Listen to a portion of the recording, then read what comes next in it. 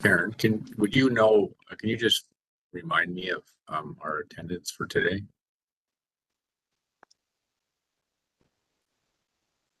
Grant. Hi, Grant. Sorry, we had no regrets. Great. So for those, go ahead. And Jim said that he would be joining as well. And we have a deputation, Bill. Great. Oh, there's Jim. I like to have my tenant reps around me. Your voices are important, even when they don't project that much, Maureen. For those of you who have just joined us, we're just actually waiting for a few more people to get on and we will get started. Thank you for joining us.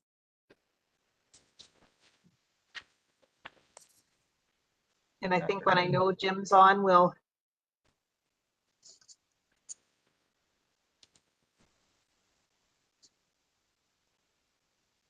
I think we probably have quorum. What do you think, Grant? You do, yeah. You could start the meeting if you wanted, Linda. I know Jim was there for a second and then I'll just disappeared. Wait for him to get connected. Yeah, he was. Oh, he is there. It's just not showing. It's showing a black screen. He actually is there. Jim is on. Okay, yeah. Jim. Hopefully you can hear us.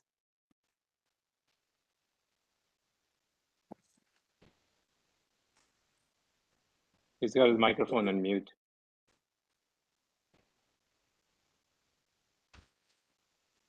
Okay, we'll all get started and hopefully we'll check in to make sure that Jim is connected, and we'll get started.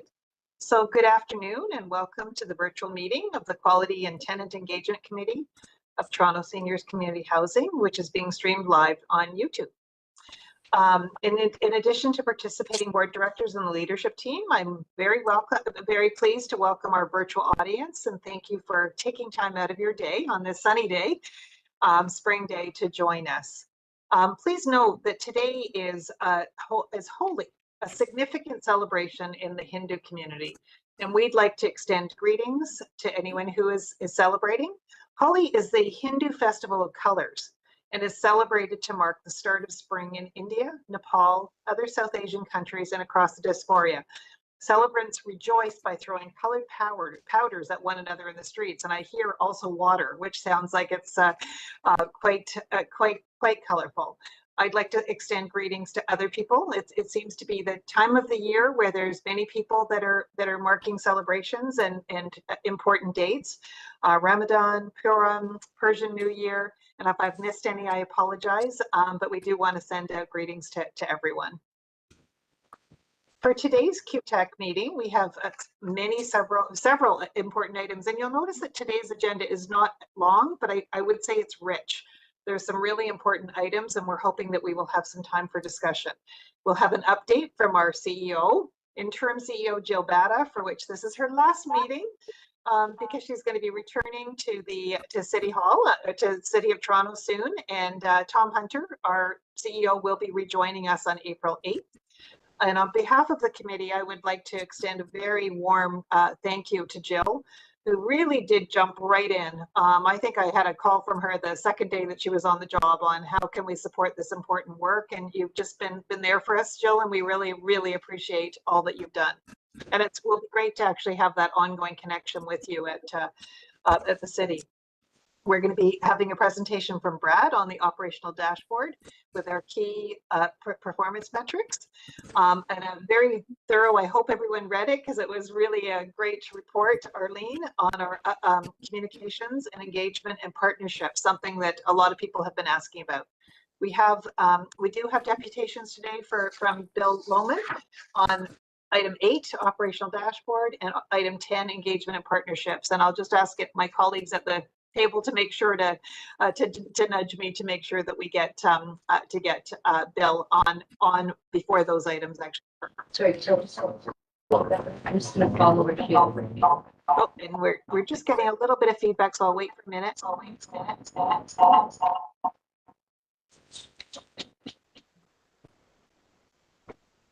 All right. I think, yeah, Liz, I think it's your line being open. Okay, hopefully Jim is has been able to join. All right, I and just can't see myself. oh, there you are. We can hear you, Jim. We can't see you, but we can hear you. I don't know what's going on with the camera. It just comes up unverified. Yeah, sometimes I logged in. that happens, but at least if we can hear you and if you can hear us, that's great. Can you hear us okay? Hopefully we can. All right, so I'm just going to move on to our next item, which is just my pleasure of doing the land acknowledgement. And it's particularly important during spring. I think a lot about the land that we live on, and that I'm very fortunate to spend my time on in the spring as the trees start to bloom and the grass starts to turn green. Toronto Seniors Housing acknowledges that we are on the traditional territory of many nations, including the Mississaugas of the Credit, the Anishinaabe, the Chippewa, the Haudenosaunee, the Wendat people, and is now home to many diverse First Nations, Inuit, and Métis people. We also acknowledge that Toronto is covered by Treaty 13, signed with the Mississaugas of the Credit, and the Williams Treaties, signed with multiple Mississaugas and Chippewa bands. I and Toronto Senior Housings also acknowledge that all treaty peoples, including those who came here as settlers, as migrants either in this generation or in generations past, and those who came here involuntarily, particularly those brought to these lands as a result of the transatlantic slave trade and slavery. We pay tribute to these ancestors of African origin and descent.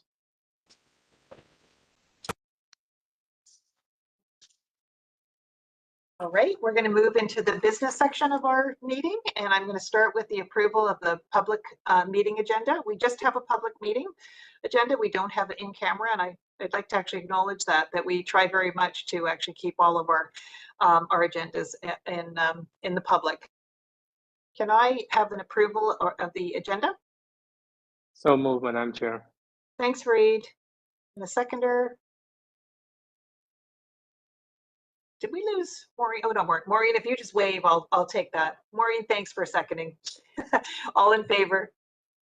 Great. And nice to have you here, Lawrence, too. I will call you on some items as well. So we've got that approval. And I would like to ask at this point if anybody has any conflicts of interest. Our directors. Okay, hearing none, we'll move on to the approval of the public session minutes of the committee meeting February 5th, 2024.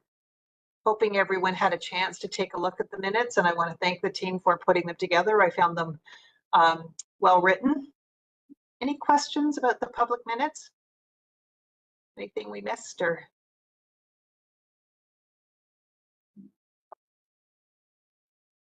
All right. Hearing none, I would look for an approval. Oh, yeah, go ahead, Grant. Oh, go ahead and approve the minutes. Sorry, Linda, I wanted to ask something about. Wait till after you finished. Oh, sure. You know when I forget to do the approvals, and I thought you were saying, okay. And can I have an approval of the minutes then of February 5th? Thanks, Fareed. A seconder. I think, Maureen, you were there. Yes, you were there. Thanks for seconding. All in favor? Thanks. Terrific. I just didn't know if Lawrence was at the last meeting. So, and we'll move to the action items. But Grant, do you want to make a comment? Thank you, Linda. Through the chair, if we could just confirm who call-in user 1 is, if you could just unmute and identify yourself. Oh, thanks, Grant.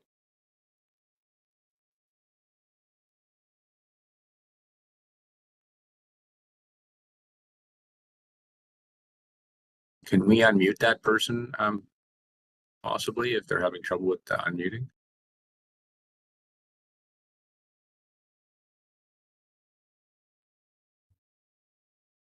I know at our last CGHRC meeting, Warren did call in. He was having some trouble with the technology on his device, so he called in. It could be Warren.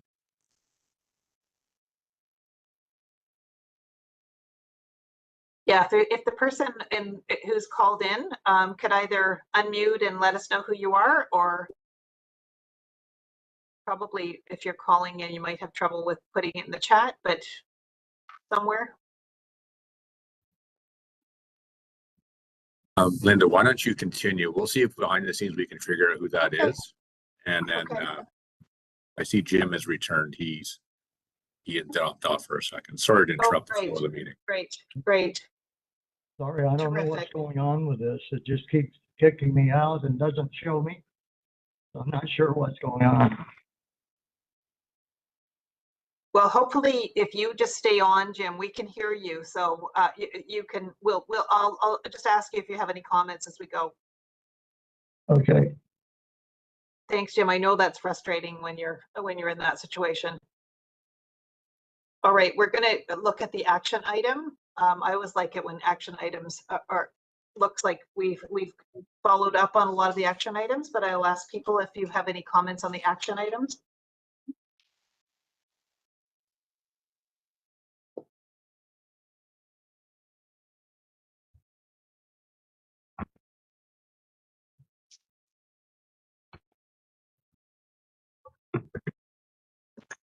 I had a quick one for Brad on the providing the committee with stats on where tenants are moving to. I can't remember. Did that go out? I think you went out right after the meeting and I couldn't remember. I believe it did go out, Linda. Okay, thanks. Through the chair, Linda, we can read, it did go out, but we can share that just to bring it to the top of the email if you'd like. Yeah, thank you. I was interested in that. I might have missed it. And I did appreciate getting the Arlene provided me with some more details around the TAF applications that weren't approved, and it was only 2, which was great. All right, so if there aren't any questions about the action items, we're going to move on to the CEO update. And I know Jill's not feeling well today either, and I so appreciate you you coming. Jill, are you able to actually to give us your update? Yes, I am. Thank you, Linda. I'm so sorry. I apologize. My last meeting is when I'm not well. This stomach thing going around is not a fun thing, so I apologize. Oh. But I am here, and I am proud to say I've been part of this team for the almost 9 months that I've been here. This will be my final meeting of the Quality and Tenant Engagement Committee. I want to extend my thanks to the committee for their work and support during my time here with Seniors Housing Corporation. You know, so many items have come forward over the last few months, including the Community Connect Plus, the Community Activities Fund policy, and the 2023-2025 Strategic Directions highlights. You know, we have made such significant efforts in the work of Seniors Housing Corporation in the last couple of months that are further highlighted through today's agenda. I also want to extend my thanks to our tenant board members, Jim and Maureen. I cannot thank you enough, all of our board members, but Maureen and Jim in particular. You are outstanding in your passion and dedication to our tenants and to our board. I want to thank you so much for your support of me individually and personally. I'm so pleased and have been so proud to have your support during my time here. So thank you, and to our entire board.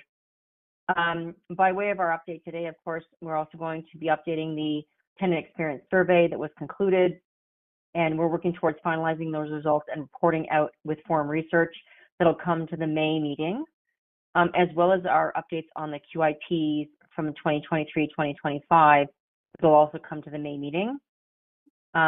Staff are also working on the one-year follow-up with our stack and quality improvement projects, and we'll bring that all together for an overall update in early June. And just in general, I just want to extend my best wishes for continued success of this corporation. I have been here twice, am not an employee, but I am so wholeheartedly invested in this organization and with our board. I'm so proud of this organization and the staff. I have to tell you, there are some exceptionally talented people that work this place, work here, are committed to and give their soul to this place and to our tenants. And so I want to extend my thanks and appreciation to everybody. And on that note, Linda, I'll hand it back to you. Thank you so much, Jill, and big kudos to you. And we felt your support, and I just saw a big wave from Jim. I saw the wave, Jim, of thanks, and I couldn't agree with you more that the strength of this committee is actually our tenants and the tenant voice. So thank you. Any questions for Jill? We will have Tom at our next meeting, and we'll make some efforts to re-engage with him. All right, so we'll move on to the next item, and I do think that we have a deputation from Bill on the operational dashboard. So over to so is that Brenda on that? Okay, so you're not call-in user one. Yeah. Okay, welcome. It seems like everyone's having some medical issues today, so we're glad to have you here, Brenda.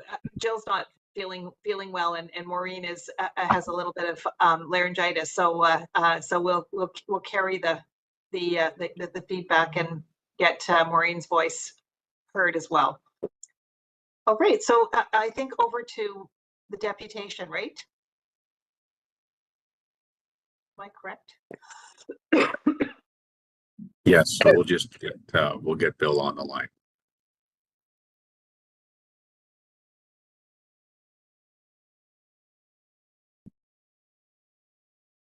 Thank you. No, he's on.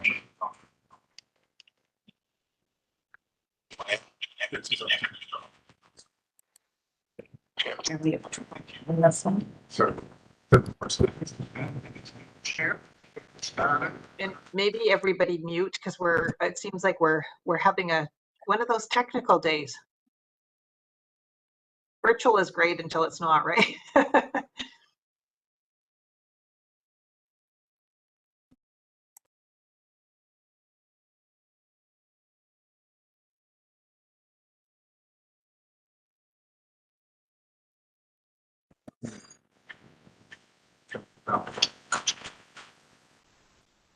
Can we hear Bill? We can hear you, Fatima. Okay, please give me a moment.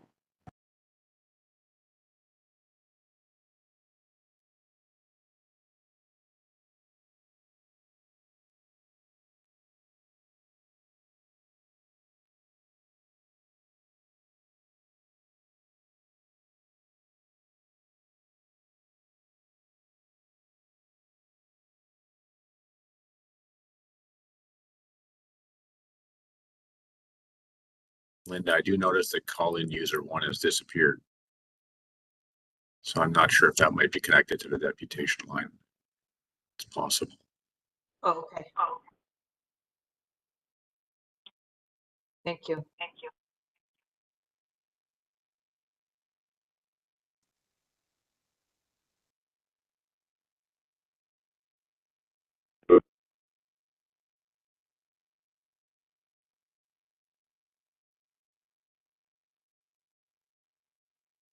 Sorry, everyone. We're just waiting. We're trying to get the deputation line going. So thank you for your patience.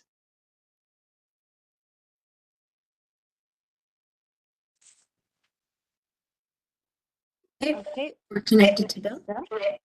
Hello? Hi, Bill. We can Can hear you hear you. me? Go ahead. Yeah, perfect. Great. Thank you. Good afternoon, Madam Chair, Ms. Bada, and Q-Tech members. Thank you for this opportunity to speak and add my tenant perspective to these to some items before the committee today. First, I want to thank Jill Bada for stepping in, I think a second time, to help get this our corporation off the ground, and with all the work to keep things on track and moving forward. I want to speak to item number 8, the operational dashboard. My first reaction upon looking at it is, wow, great job. And on the graphics, they were clear, easy to see and easy to understand. I do have a question in the administration tickets area on page 21 out of the 42, and I'm curious about the in the complaint system about what's the breakdown in the complaint category, and what's the criteria that is used and how the complaints are triaged and by whom. some of these things are still very confusing as, you know, as things are kind of changing and melding together. And when it comes to these complaints, I mean, what's the percentage that are responded to? And what's the percentage of those that actually have some resolution? I do think that there is an area that has been raised before, and about the privacy, and how there's the approach to privacy is for seniors in many ways is problematic, because the response that is always given is it's privacy. And it kind of ends there, which in a way is outright saying, you know, it's none of your business and we'll look into it. And if there's a result, well, you'll see it. That doesn't work very well to try to build trust and to, you know, try to increase this idea of working together. And I guess, you know, I can speak to a specific one, like the parking. When there are problems with the parking area, and there are many calls that go into the CSU, we don't know how many are responded to. We have no idea whether people are getting tickets or not. So it makes it very difficult to see where anything is being done. So, you know, part of that is communication. So I think, you know, that maybe there is some way that we can take a look at how the way the privacy policy is being approached and applied. I think there are some things with, particularly as we're getting older, with our healthcare needs and the need to share that information in order for tenants to feel like they're part of a community. I think another thing that occurs a lot in these buildings is when people pass away. They're just gone. And, you know, you're losing a friend. It's like, you know, you're losing a friend and there's nothing. And I think that, you know, that need that kind of closure. And I would certainly hope that when my time comes that, that others get a chance to have some sense of closure. So anyway, thank you very much. My 5 minutes are up, I believe. Thanks, Bill. You brought a number of issues, and you know, I appreciate that. To the administrative issues on page 21, I do want to flag that Maureen also had some questions about that. So maybe as we go through the presentation, Brad, if you would, in particular, focus in on that administrative indicator. And maybe flesh it out a little bit more. We're concerned that we're not getting enough information on that front. But maybe I'll pass it over to you. And you know, in terms of the community engagement, it would be very interesting to have a conversation with Stack and others around how do we acknowledge lives, the lives of people. You know, to Bill's last point, it's a really important piece, and maybe something the communities would be best actually have some conversation about. Well, I'm going to pass it over to Brad for Alicia, unless there's any questions to Bill for clarification. All right, we'll pass it over to Brad. Thanks, Linda, and through the chair. You'll notice a bit of a change to the KPI dashboard from what the board and the committee are used to. This is, we're moving to more of a Power BI solution that allows us to take the labor intensity out of collection of data and presentation. So the front page here, you see a summary with regards to the arrears, vacancies, maintenance, administrative tickets, and pest control. You can see that there's decreases As in February, with regards to the orange in the arrears, meaning that staff are now managing some of the arrears that were accumulated over the Christmas time. This is more of a seasonal situation, and the vacancy rate has begun to drop. And then you see the increase in the tickets for pest management and maintenance. And that's due to a freeze. We don't do non-urgent work in residence units over the holiday season. So with regards to arrears, the arrears did have a slight rise last month, coming up to 1.77. What I would say is that this is actually down from the Q1 average of 2023 of just under 1.8. We see these seasonal trends when it comes to arrears over the holiday season. And now that the holidays are over, staff begin working with residents that perhaps overextended themselves a little bit too much. And you can see that by the decrease in the orange from the January to February as staff work with these tenants. When it comes to the vacancies, we often see an increase in vacancies after the holidays. Service manager target is still 2%, and we've decreased our vacancies to 1.83%, which puts us well under their target. Maintenance work orders. There was a spike in January, as I said earlier, that we don't work in units with tenants, occupied units over the holiday season. We try not to bother them unless the work's urgent or can lead to further deterioration of the asset. So now you see that spike, and our staff are working through and handling those work orders, as well as you can see a large decrease in the number of vendor work orders. With regards to the administrative tickets, as Bill was talking about, with regards to complaints, these are there's two sources for this information. This either comes through our solutions team that we took to Stack, we met with, we kind of had some involvement and presented them with some options for a complaints procedure.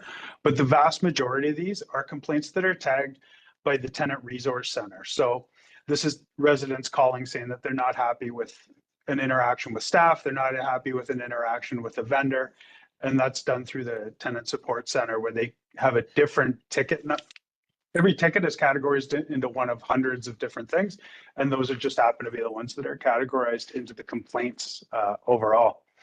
With regards to the solutions ones, this is something that both myself and Jill review, as well as when Tom returns, Tom and I review. It makes it part of my monthly one-on-one with him to ensure that the solutions files, those escalations, while they're resolved by the frontline staff, are monitored, and we're able to ensure that the closure is given to that.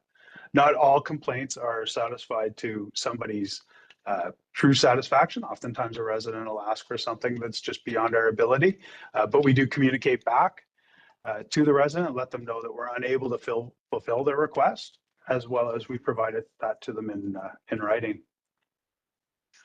Regarding the pest management, again, similar trend to the work orders. We try and avoid, and most residents don't want us in their units over the holidays, especially when they're having to prepare for pest control treatments and they're having to move their belongings and their objects. So again, you see an increase for January, and then we return to our more seasonal norms. Happy to answer any questions anybody has with regards to any of the areas. Yeah, I know you touched upon it, Brad, but I guess there were some questions around that administrative. Is there a way of actually getting more detail on that?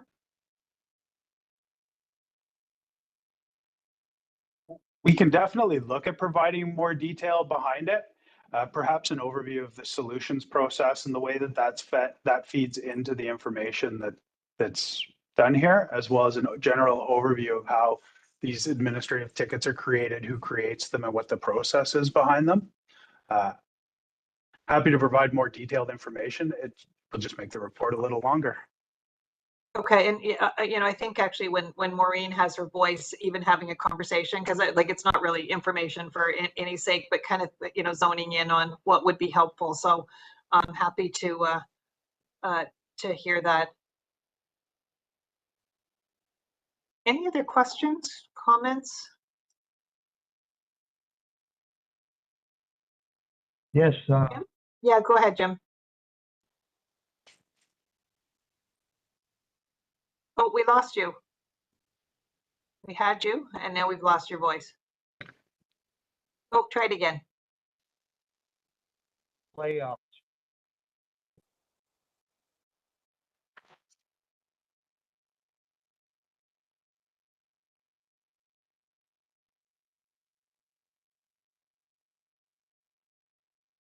And I will read out Maureen's comments as well.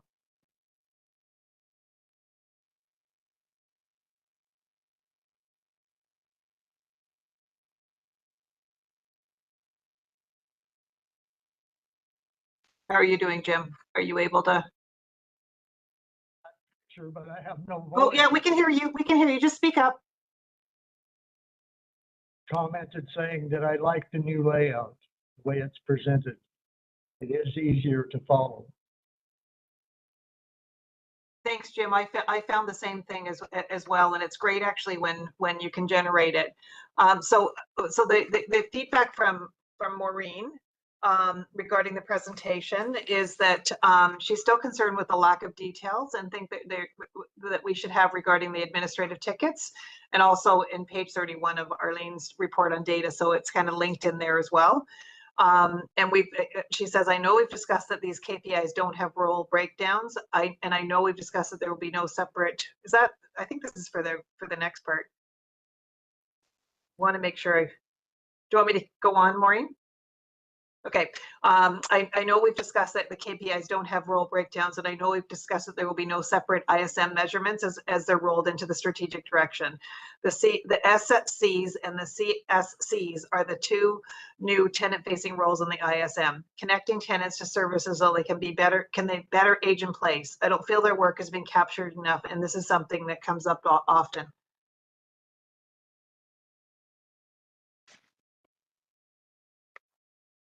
Any comments, Brad, on that, or Grant? Yeah.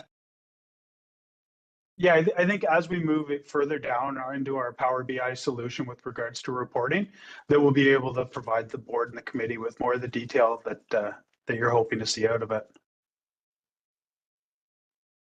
Okay. Any other questions or concerns?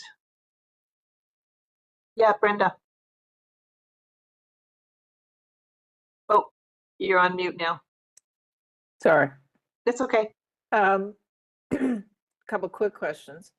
Under vacancies, 36% decrease in number of units sent to centralized waiting list.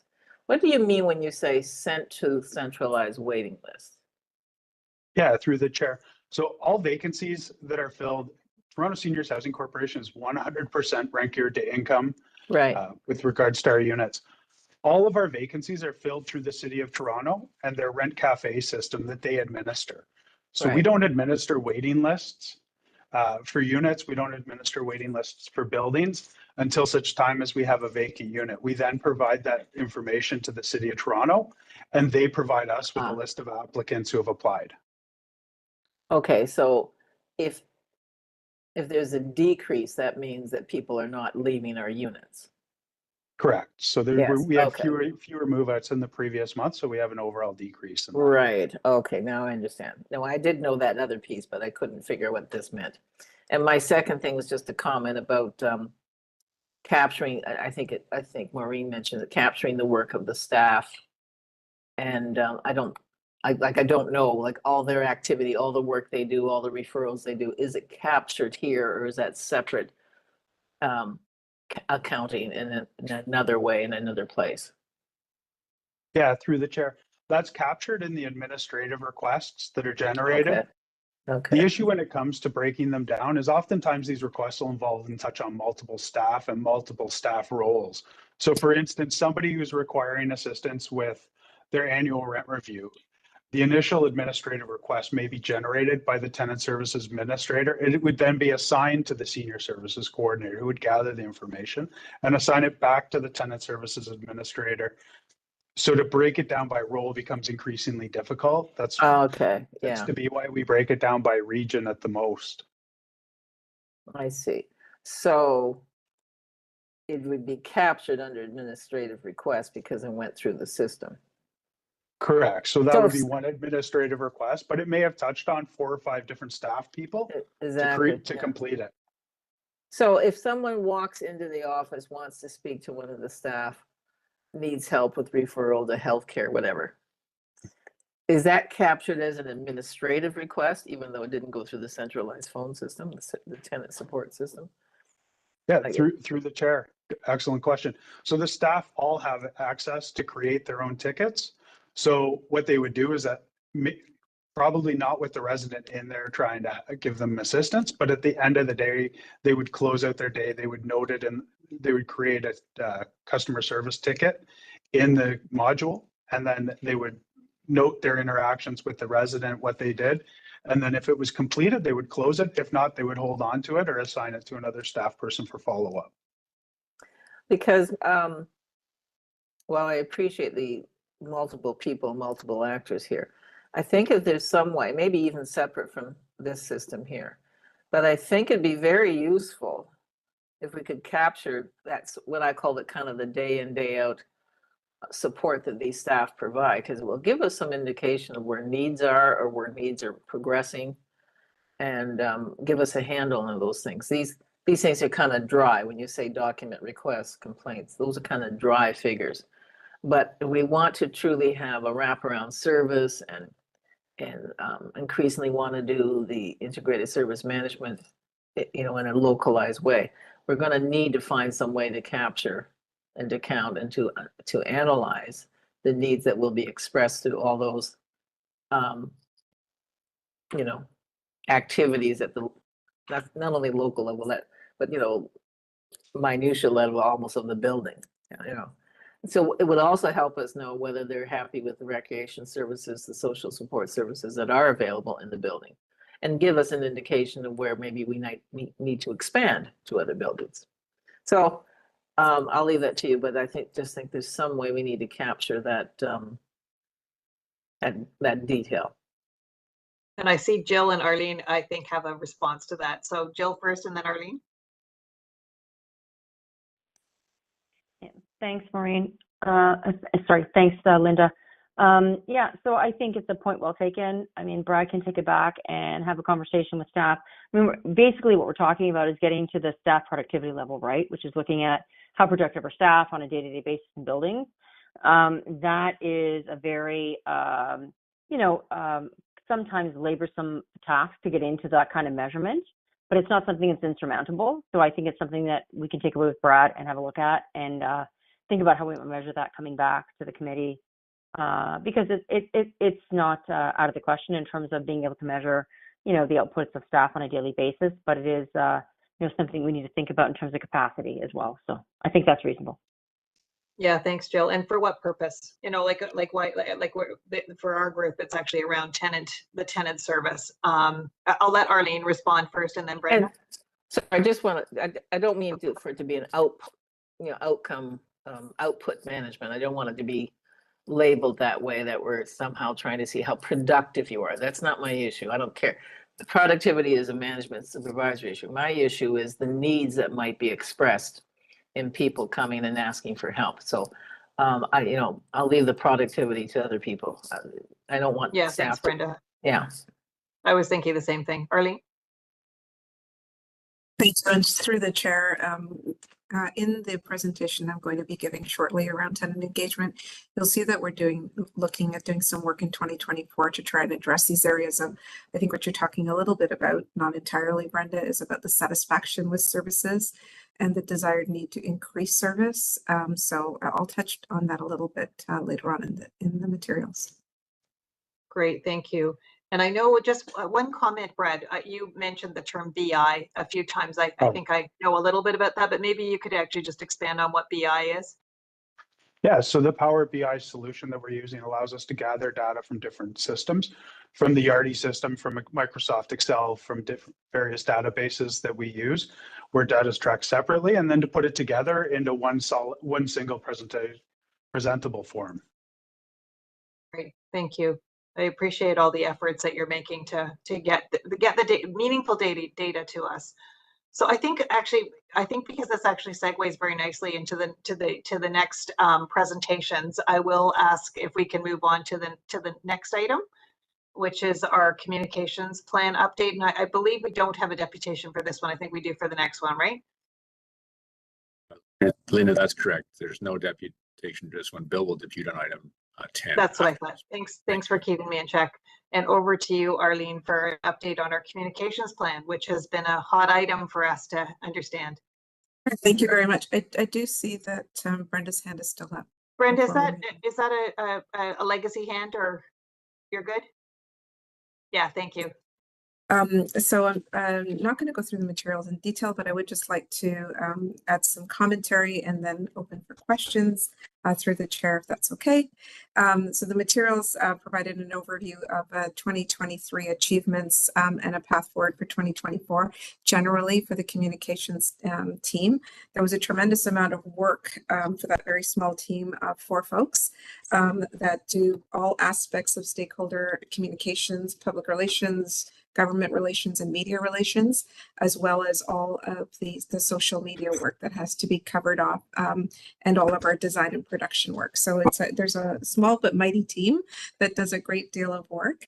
I know that the conversation today, we wanted to focus particularly on the language item coming out of the Wellesley report and the comments that were brought forward at the January board meeting around how are we addressing languages within the corporation presently and what our plans look like. So Fatima, if we could please go to slide number 5 in the communications update. I'd like to speak to that slide, please.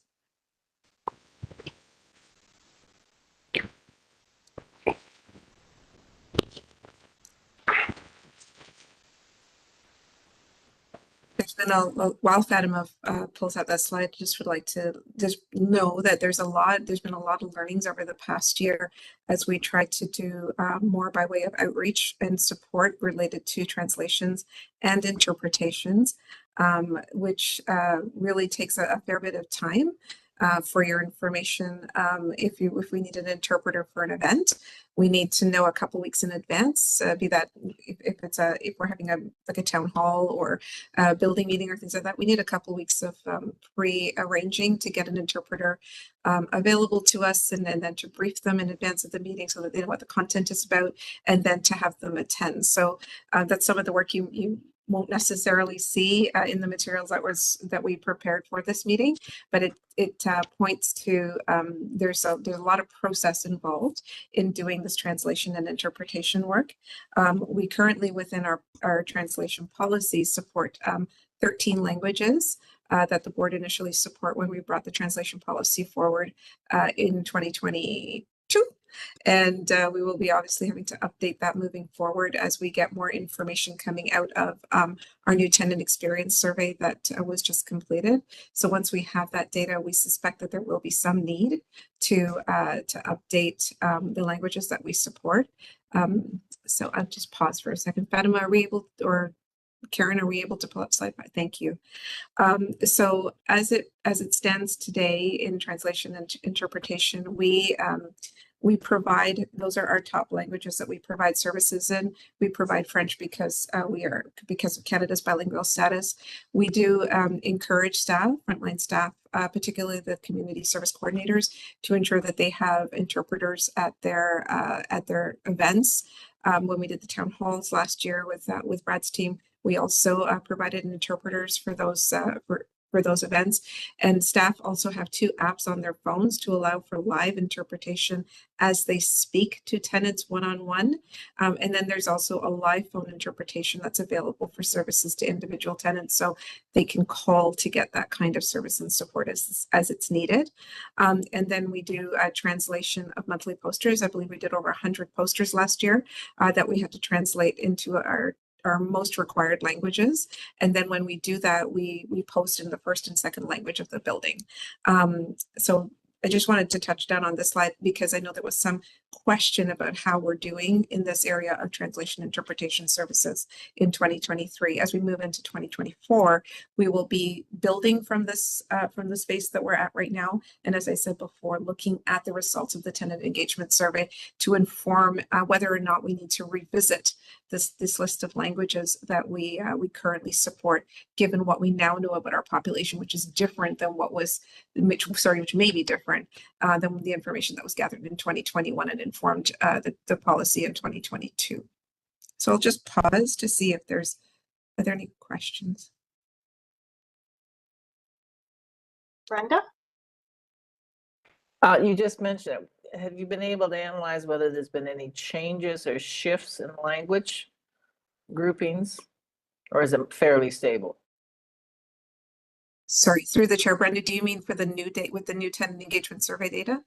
Yeah, like, is this based on that survey data? This is not, this is the okay. 2021 data. Yeah, well, we'll find out more about that in the coming weeks. That Okay. data isn't available for us to react to at this time. Okay, But we suspect that there might be a few changes given what is some of the preliminary information we're seeing. so this chart is a summary of the request for translation, This Or the- chart is, or summary of the language groupings spoken by tenants? these are the language, so there's two things. These are the languages, the top 13 languages plus French that was identified as the languages most predominantly used at Toronto Seniors Housing. And the count represents the number of people that self-identified that these are the languages that they use. Okay, okay, and that's based on 2021. That's correct. Yeah, interesting. It's interesting mix. Mhm. Yeah. And Marlene, they self-identify through the survey. Is that how they say? Because I was wondering how people actually know to actually ask for translation, that kind of thing. So yeah, thanks, Linda. Some of it is through the survey. Some of it is conversations that that they would have had with the staff, and it goes into the Homes database, so that we pull that from the Homes database to help inform what languages we're providing supports in. And do we have a chart, or maybe it's not your responsibility, but do we have a counting of how frequent and often people are using the phone-in service? I don't know what you call it, you know, where people can call for translation if they have, and how many people have asked for that, what languages are represented in that?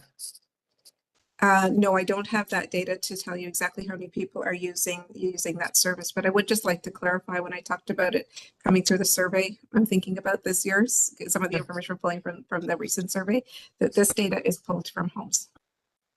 And Homes is the database that we use to track tenant activities. okay, all right, thank you then.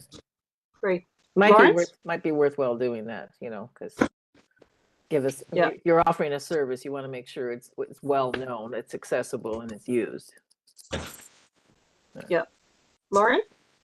Yeah, my question is on media monitoring. You know, if you can speak to it, how is it done? Which media you monitor? Do you use any tools? And what is that mitigation strategy? Thank you, Lawrence, through the chair. So our media monitoring, we actually are very fortunate in that we are piggybacking right now in the service of Toronto Community Housing. They're providing us with some support in that area. And so we get media reports every day on items related to housing generally, and housing related activities nationally and locally. And as it relates to us, we track to see what's happening in the TCHC, TSHC space. And we provide that, we have that as a source of information moving forward. If there are issues that we need to manage, we are involved in fanouts through Toronto Community Housing. They manage fanouts for issues management if it's something that affects one of our buildings. And so in terms of reacting to media, we usually have holding statements available if it is related to one of our buildings being involved in an activity that's receiving media attention at any given point in time. Yeah, thank you. What about the social media? There's a lot of stuff is happening on the city and all its corporations and TTCIC. Do we monitor that? We do, yes, through the chair, we do monitor social as well, and we align our social media calendar to reflect what is also happening within other corporations of the city, so that we're in step with those. And then we also look at our social media postings as it is relevant to our population.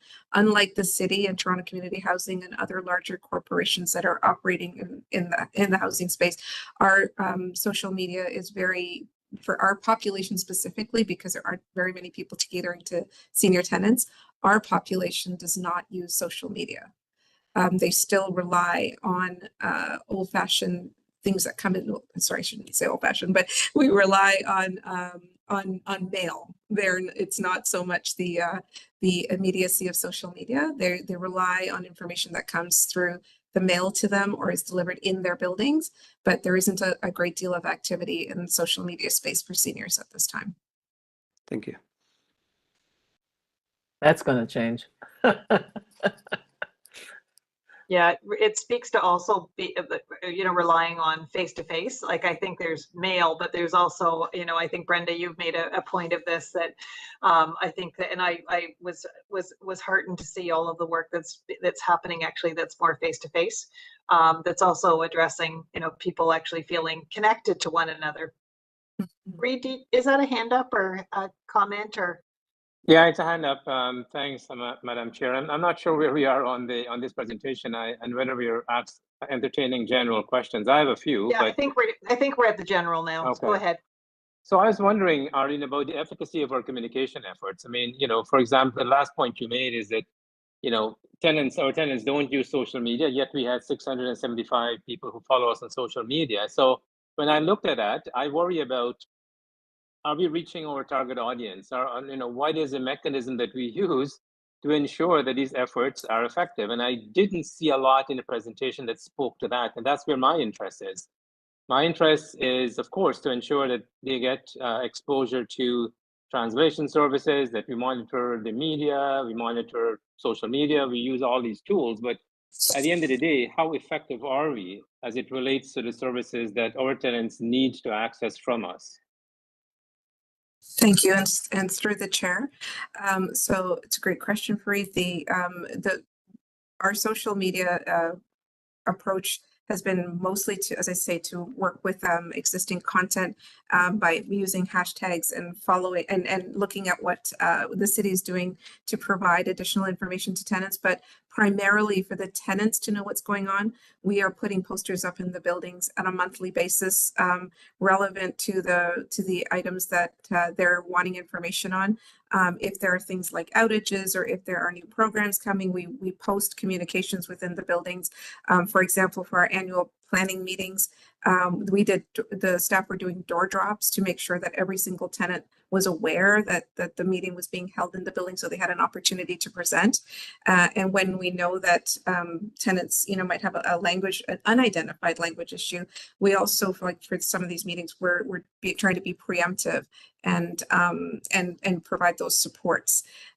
In terms of testing for efficacy of penetration, is that what you're talking about as it relates to the tools that we're using? Yeah, I'm not worried about the tools we're using. I mean, I think we've got enough tools. I'm worried about the efficacy of all those tools. So our first opportunity really to test for efficacy has been in this new tenant engagement survey that we've launched, and we do check in with the tenants about what matters to them as we speak with them, and what we're hearing is they really value print communications, and so we are working to try to improve how we deliver print communications effectively, because as you can appreciate, print is a much more expensive mechanism for delivering communications to 15,000 than electronic. And one of the things we also know is that the barrier for electronic communications for seniors is access to technology, be it the access to computers or smartphones, coupled with the access to internet that creates issues in that area, in that particular way of dealing with communications. Through our recent tenant experience survey, we have asked how you prefer to receive communications from us so that we can continue to support you in the way that you desire, and we're just getting those results in. Thank you. Brenda? Following on Fareed's comments and Arlene's, one thing that happened during COVID is a lot of people were given tablets, both in the school system and the community service system. So what we now have is a sizable number of people, a lot of seniors, who don't have computers, but they use the tablets, and they love them. So when I say it's going to change, as some of those changes start seeping through and more social agencies are doing seniors and computer courses, what have you, I know my sister's building, they come in and teach them how to do that, and they did give them tablets, right? So my sister, who's never ever done this, is now firm believer in tablet, loves it. You know, she's learning all the steps, and so I'm just keep that in mind that I think some of the social media stuff might change, even if it's just Facebook, because a lot of people still, seniors tend to be on Facebook, right? But just to let you know, there are these changes happening that may have an impact on the efficacy of our communication tools. So through the chair to that comment, Brenda, we actually have a partnership with Toronto Public Library to provide training, computer literacy training, and in some cases leaving the technology with the tenants to be able to use. So we are aware that there is a movement in that direction, and we are working with the city to try and look at Wi-Fi access in some of our buildings as a pilot to increase the opportunity for people to actually use some of this technology. So we're working towards those kinds of solutions. Thanks. And I see Jim's hand up. I was just going to say, we had our first ever town hall, and everyone there was interested in some kind of access to the internet and being able to use social media. So Yeah. I think Brenda's right that change will be coming. Yeah. Thanks, Jim. I think it will be really interesting to see the results of the survey. I think what most of us are saying is don't underestimate the seniors and their interests, and even figuring out what the barriers are. I actually, that was the largest group of internet users. That was, the growth. Once you get people on and you remove some of the barriers to access, it can be. So it's almost like we have to have multiple forms of communicating, which I know you know that. All right, thank you very much, Arlene. Are there any other questions? So more to come, and I think let's keep asking what our tenants want in terms of communication and figuring out how we can do that. Thank you. We will continue. All right, so we're going to go into the next item, which is engagement and partnerships, and I believe we have a deputation first.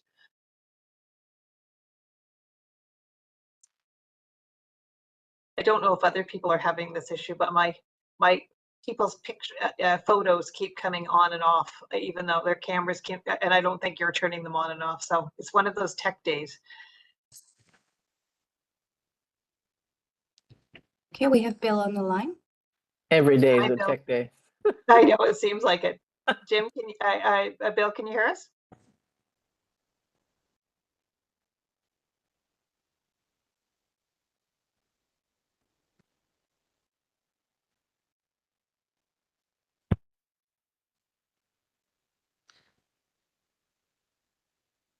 Showing Bill is muted right now.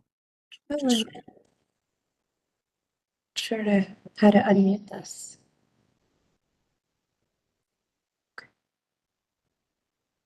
You're removing all background noise, including Bill, which we want to hear, Bill.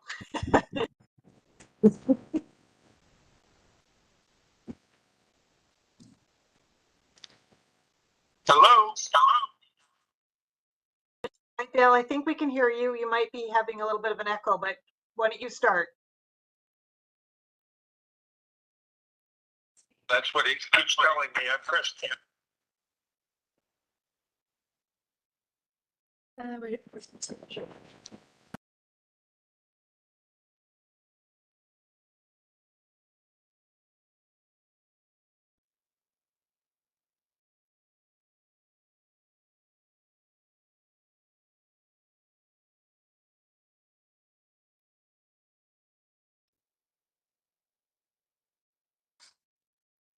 Hear us, Bill?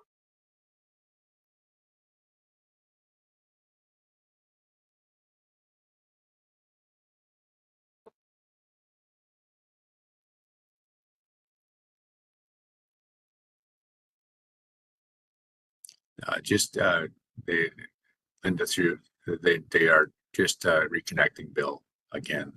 Okay. It is one of those days. Some days we have more tech issues than others, eh?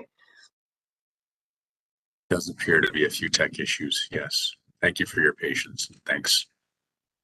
Thank you Yeah. for everybody who's listening in.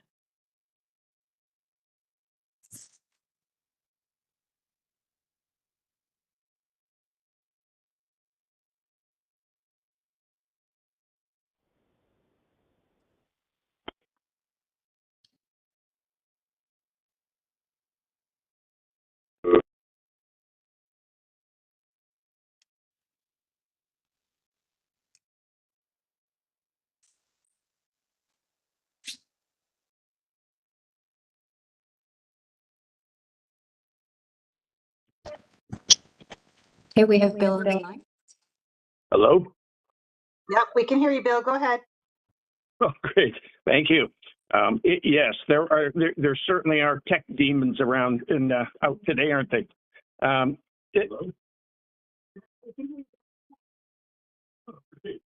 Okay, thank you.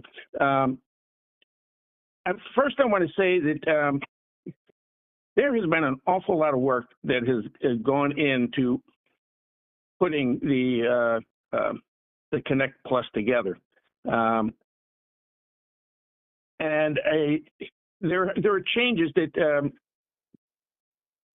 I find as being somewhat problematic, and I'm here, and I hear some things from others as well. There's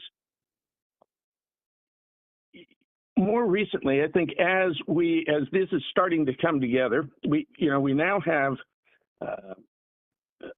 Recently, everybody had their building planning meetings, and I think we finally finished with that.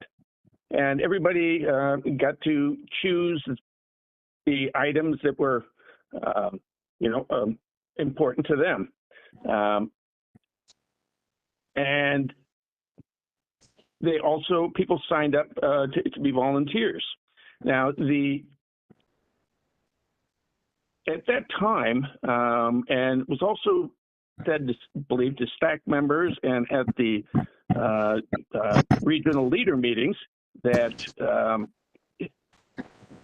the funds would start being available in April. I've been hearing from other folks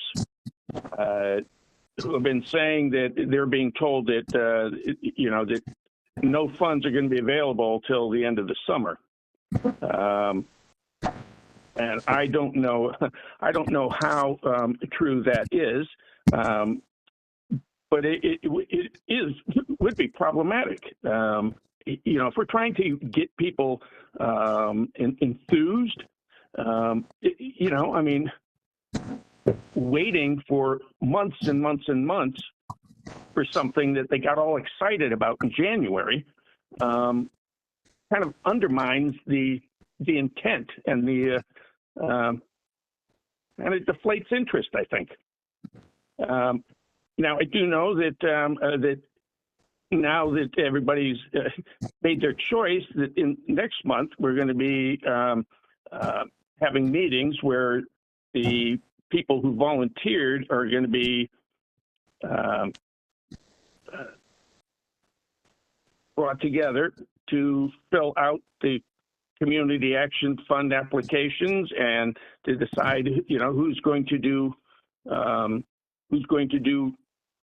what roles, or and then the CSC is going to have that information.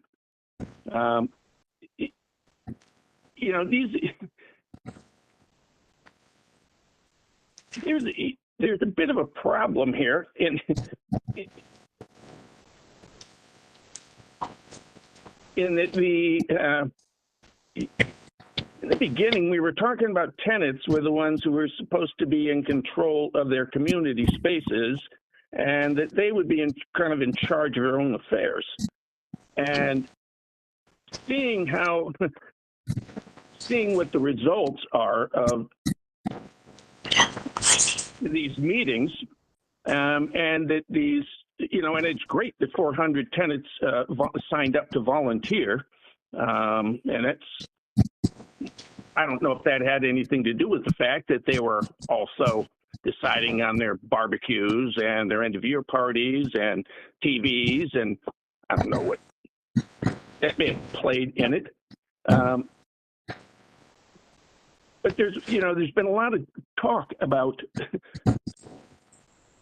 what volunteering certain seniors are able to do. And many of these folks don't want to lead.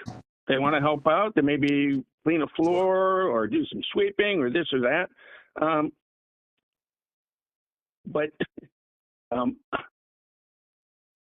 I'm curious to see how the leadership on this is going to work out.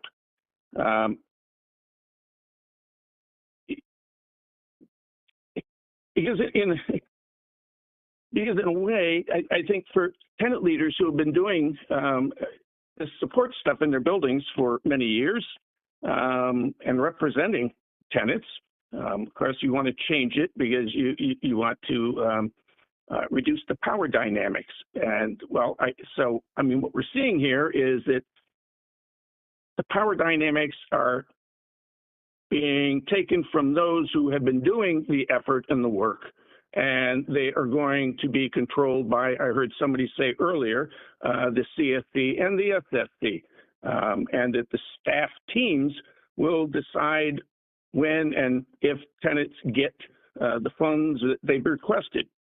But even beyond that, I just want to point out that, the tenant circles are great. But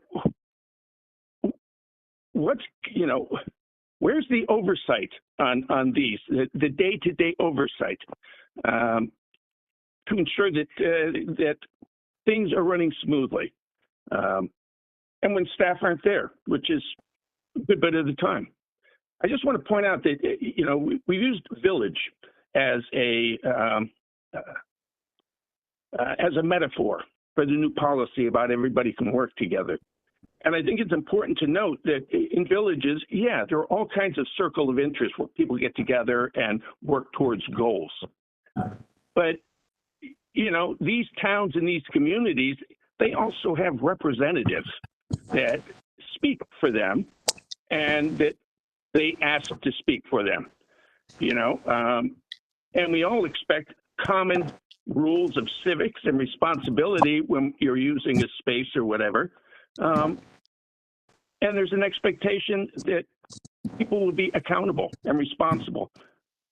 And the way that is maintained in a town is through a governance structure. And when necessary, there's a policeman or a sheriff or a headmaster or whatever you want to call it. But there is an oversight. And I think that that's something that really needs to be considered when we're talking about having this smooth flow between the circles, the tenant circles, and the integrated service model support systems, and how that all interacts together. Thank you very much. Thanks, Bill. And Arlene, I'm not sure if you want to address some of the questions that Bill brought in your presentation or before. And Brenda, did you have a clarifying question for Bill? Brenda, I see your hand up. No, not directly related to Bill. Okay. Shall we start with the presentation then, or do you want to raise a question before Arlene presents? No, I can wait until Arlene presents. Oh, okay, thanks. I didn't want to cut you off. Okay. I know. Arlene, did you want to capture some of the, Bill brought up a lot of issues in terms of, I think there's one question that probably needs to be addressed in terms of the access to the funds and the message that they're not going to be available. And I think that the general theme, thank you, Bill, around the role of volunteers and how we're engaging people. But I'll and I know that and Bill is at Maureen has made a comment as well in the chat that Bill is raising a good point. Volunteers are being recruited before volunteer roles are defined at the implementation table. So there's a number of issues that maybe you can address, Arlene, as we go into the presentation on engagement and partnership update. Thank you, Linda. There's thank you. Just before we get started, I wonder if we could mute everyone because there's a lot of feedback. Thank you. So first, let me talk to the funds will not be available until later in the summer. We're working on getting funds out within the April timeframe. So for the events piece of the work, where people are looking for barbecues and winter holiday events and things of that nature. So the event piece of work, we're trying to get that done very, very quickly.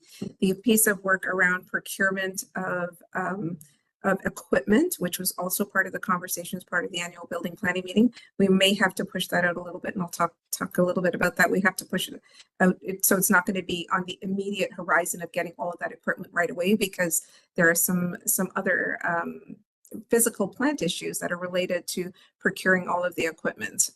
So if we procure TVs and music boxes and speakers and all those sorts of things, we also have to have spaces to store them securely, with the right people having access to them.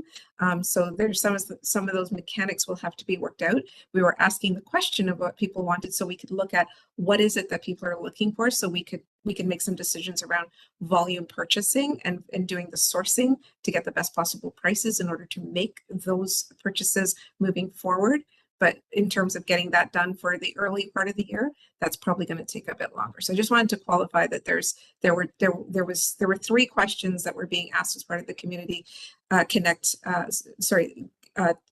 annual planning meetings. One was, what kind of programs would you like to have? What kind of events would you like to have? And what kinds of equipment would you like to have?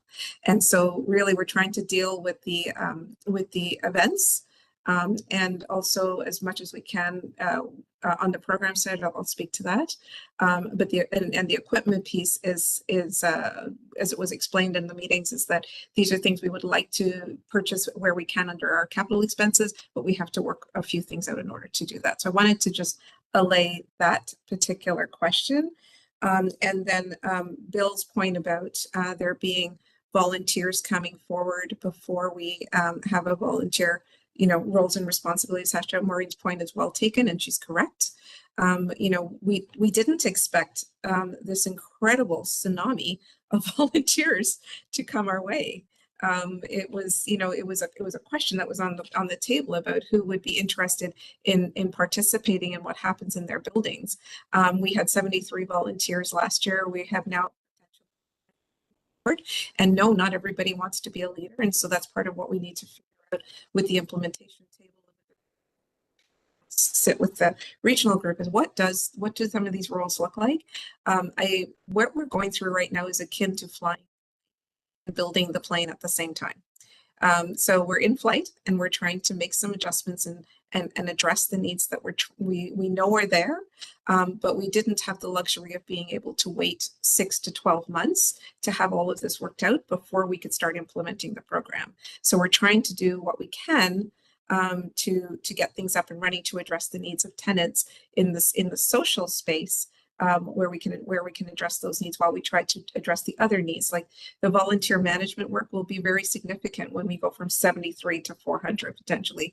And we know that even within those 400, there are folks that are going to be natural community connectors, the Olgas and the Bills and others of the world who are very, very good in that space. And then there will be folks who just want to come, and they want to come once a year and they want to bring a pie, and they might want to cut the pie, or they might just want to drop off the pie.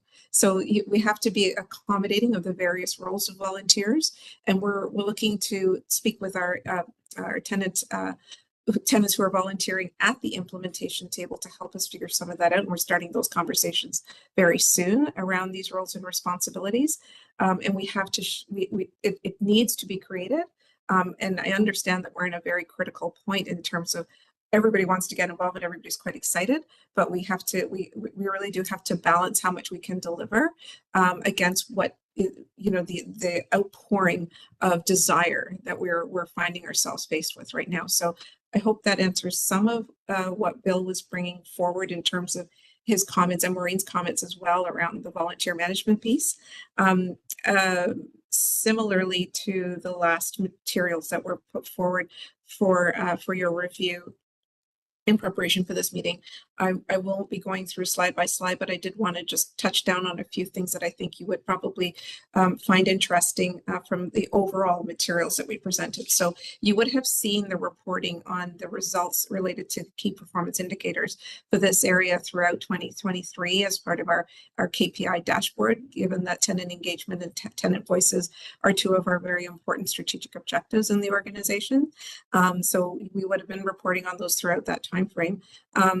At this time last year, for your information, we did not have a full complement of community service coordinators.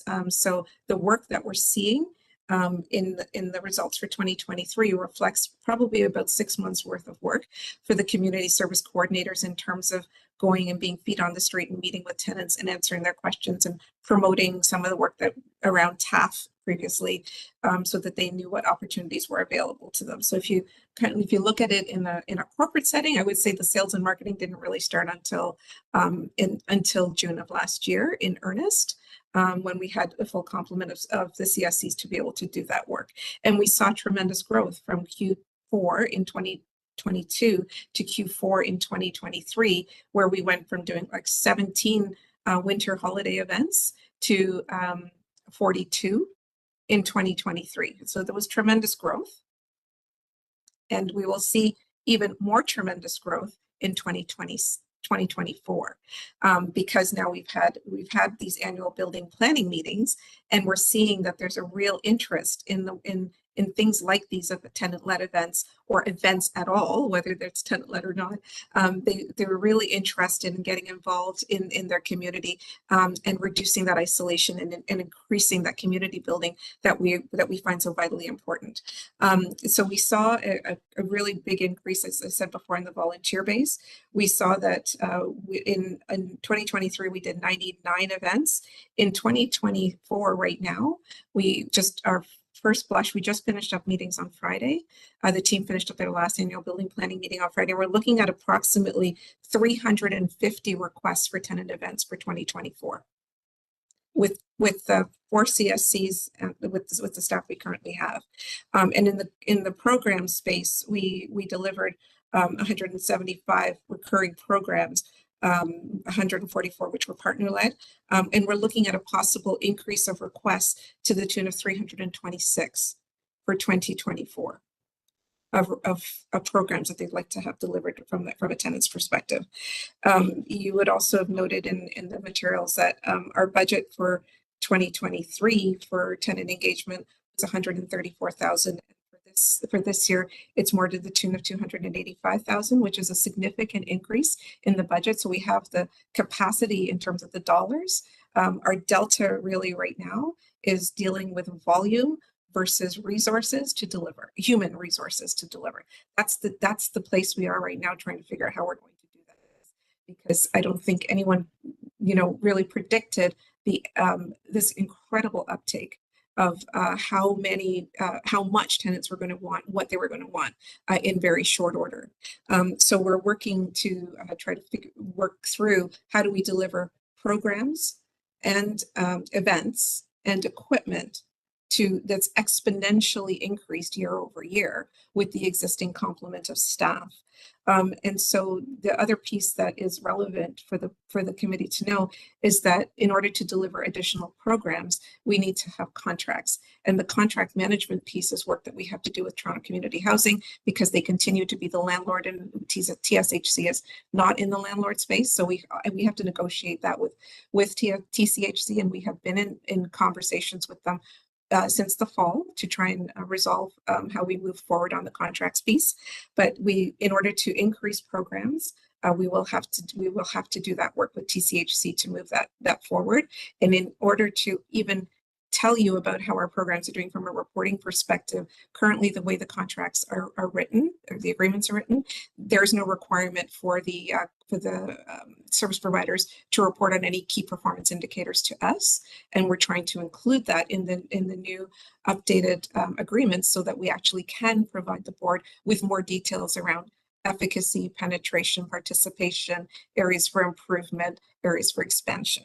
So I wanted to, I wanted to touch down on those areas to just provide a little bit more context around the work that we have done in 2023 and how that shapes up against the work that we're looking at doing in 2024.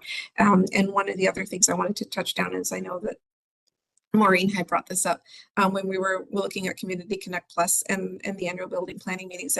And you know, Maureen, one of the things that you expressed concerns about was it was only going to be once a year and we were never going to talk with people again about what they want. But it is going to be a very iterative process because we're finding now that the tenants really do want to keep having these conversations about what they want, because when we did the planning process with them, they identified they wanted social programs or they wanted recreation programs, but it's not specific. So we have to go back and have a conversation about what specifically are you looking for that we can look to provide, and who are those providers that we would have to look to, either harnessing existing relationships and growing them, or is seeking to find new relationships in order to support them. And when we look at partnerships, we're trying to look at what can be universally available wherever possible, and what may need to be just specifically because of funding for those providers within specific communities. So I hope that provides a good overview of where we've been and where we are. Thanks, Arlene. Actually, maybe I'll piggyback on that because it was actually a question that Maureen asked that is kind of relevant to what you just said, and she was just wondering if we have a breakdown of partnerships and programs by region. And I imagine that some of the comments that you just made in terms of some of the communities have different interests and different resources available. But if there's any way we could get that, we can provide that. Great, thank you, Brenda. Yeah, a couple quickies and then a couple comments. The stack, you mentioned there were 15 participants. Is that enough? I'm worried always about overburdening a few group of people because it's always a few group of people that make things happen. But is that sufficient number? I don't expect an answer, but I'm just wondering if is there an attempt to renew or to add to the pool of stack participants? Through the chair. So we have 15 members of STAC. We have about, I would say, 9 very active members. And that's one of the conversations we're having with STAC about renewing the terms of reference and looking for new membership moving forward. If you would recall, in our Community Connect Plus, we have a building level circle, we have a regional circle, and we have the citywide circle. So looking to how we maybe attach the work that STAC is doing into that citywide circle. So that is work that's contemplated right now. So STAC is at the citywide level, it's not at the building level? No. Okay, so we're not doing elections to hire people per building. Okay, that's fine. Second point, volunteer training. This is a suggestion. I highly recommend that. You've got all these enthusiastic people. It also gives them skills to know how to manage a meeting, how to collaborate, how to bring people along to do it, a community event, because often they're the doers who then take all the work on themselves and don't share it with others, right? So can I suggest volunteer training? And related to that is a suggestion I made before about trying to get some extra supports for staff. I've been a big believer in using senior students at university level.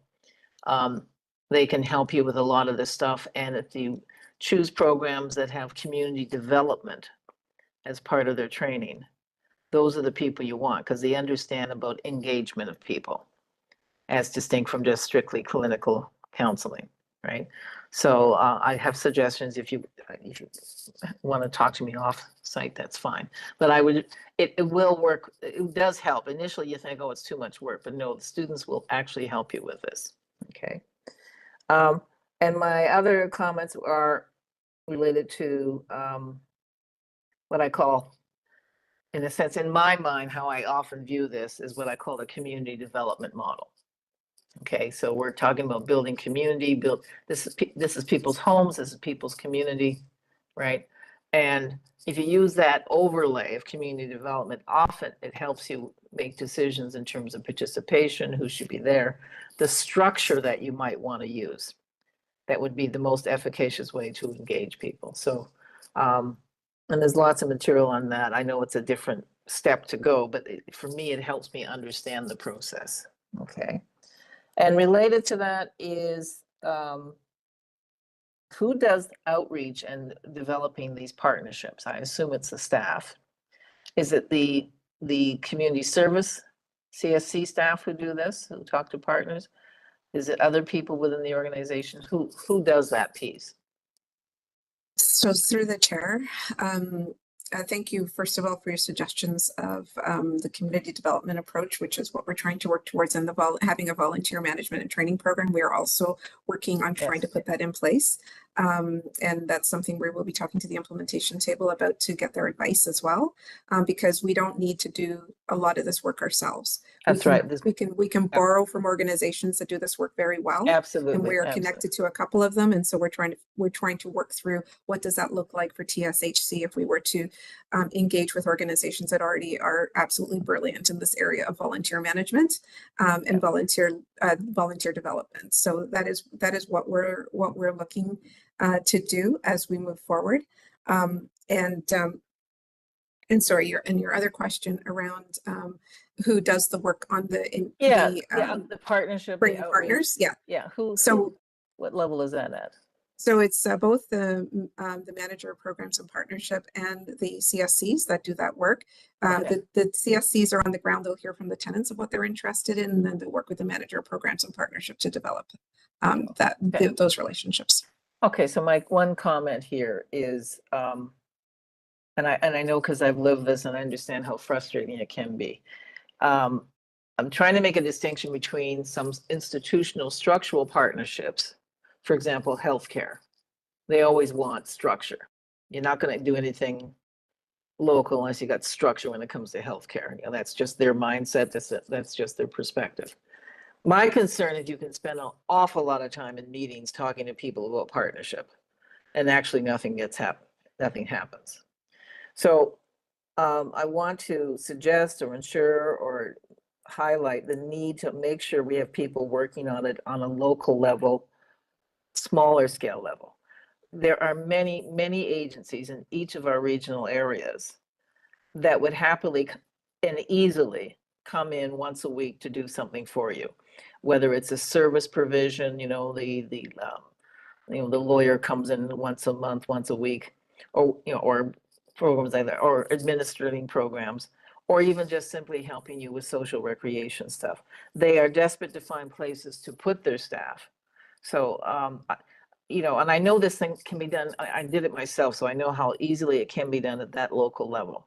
Whereas if you talk partnerships, it does by its definition take longer and more complex, and it's often interagency or intergovernmental, and you can get bogged down with hours and hours and months of meetings on partnership development. So I just want to caution you that as much as we do need partners and going forward, that to not lose sight that's the forest for the trees. I mix my metaphors, but you know what I mean.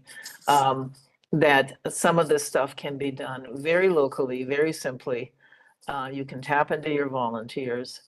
I don't know if as a corporation we're eligible for Trillium money, but Trillium will pay for a volunteer coordinator.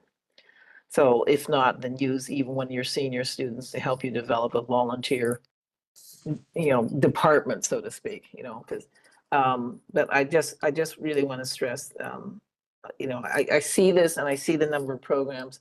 I still haven't got answered in my mind what type of programs, what does this all mean? And who's doing it? I want to make sure it's something that's reflective, but also something that's easy to execute. And you don't have to recreate the wheel here. I mean, there are people on standby who will come in and do something for you at your direction. And I'm a little concerned about your last comments about the need to create contracts and having to do this through Toronto Community Housing, because I know that does add another level of bureaucracy and burden. So is it necessary to do these? These are formal contracts, and what space usage? I don't know what the nature of the contract is. And if we don't have the ability to then do tracking, then what's the purpose of the contract? So whatever contracts we may engage in, we need to build in the ability for accountability, because that was always the question and always the complaint from tenants, that who are these people coming in and they're not responsive to us. So let's not, recreate the mistake and get stuck with Toronto Community Housing contract process that still doesn't get at this issue of accountability and transparency, which should be primary.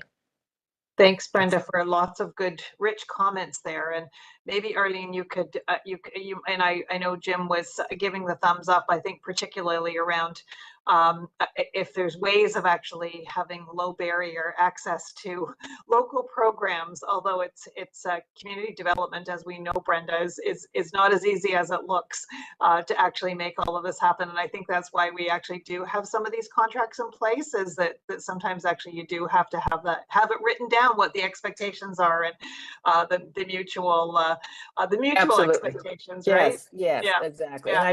And I appreciate that and the work. That's why I'm concerned about, who's doing this and who's You're got right. the capacity and Yeah. Arlene, do you want to comment on that? And I do want to say, the report did actually give us some good evidence of increased programming. You did give us the breakdown of the types of programming.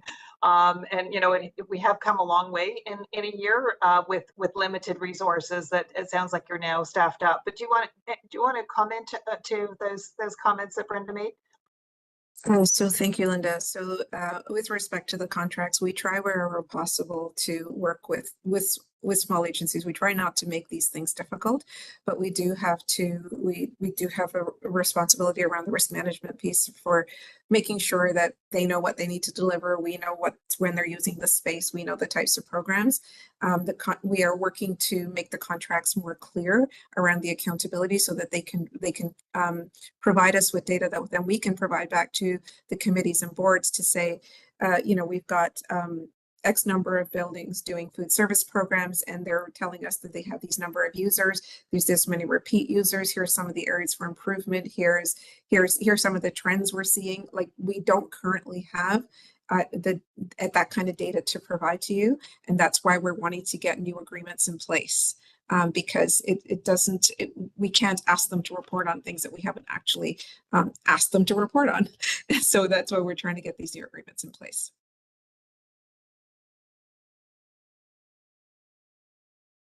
Anyone else have any comments or questions?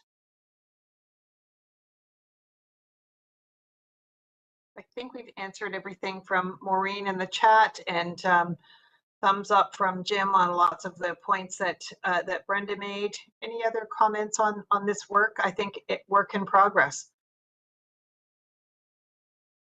All right, they've been keeping you busy, Arlene. Communications and partnerships and community engagement, important areas for us to keep track of. All right, so we will continue. Fareed, did you have a comment at all? No, good thanks. stuff. Okay, just checking in. Okay, I think that was a report for information, and we'll continue. And thank you for the follow-up. If there's anything that we can get a sense of, or how we have seen that before, where some parts of the city have lots going on and others don't, and just having a bit of information from that end would be great, Arlene. But thank you for all your efforts. And I'm going to then see if there's any other items that anyone wants to bring forward. And otherwise, I'm going to go ahead. Good work, everyone. Yeah, it is good work. This is a lot of work. And thank you. So if there aren't any other items, then I'm going to just wish that everybody feels better. Jill, feel better. Grant, did you have a comment? Did I miss something? I was just going to ask if you could take a motion to adjourn the meeting and vote on it. Yes. That would be great. Thank you. Perfect. Thanks, Grant. I think I'll just string it out for a little longer. No, I just want to actually thank the team who puts together the agendas. You make it look easy, and it's not. And we appreciate that. Wish Jill all the best again, and hope that Maureen is feeling better, and that we at least got some of your comments today, Maureen, and hopefully you'll be feeling better soon. And with that, I'll call for an adjournment. Can I have someone to move for an adjournment? Fareed, seconded by Jim. All in favor? Great. And thank you, and enjoy the rest of the week. And for those of you also, I missed Easter's coming up this weekend. For those of you who are celebrating Easter, I hope that you have a lovely weekend as well. Take care. Yeah. Thank you, everyone. Thank you Happy so much. Easter. Thank you, Nowruz QTech. Mubarak. Happy Easter and Ramadan Thank as you. well. Eid Mubarak. Yep. Everyone. Eid Mubarak. Bye, everybody. Bye-bye. Bye-bye.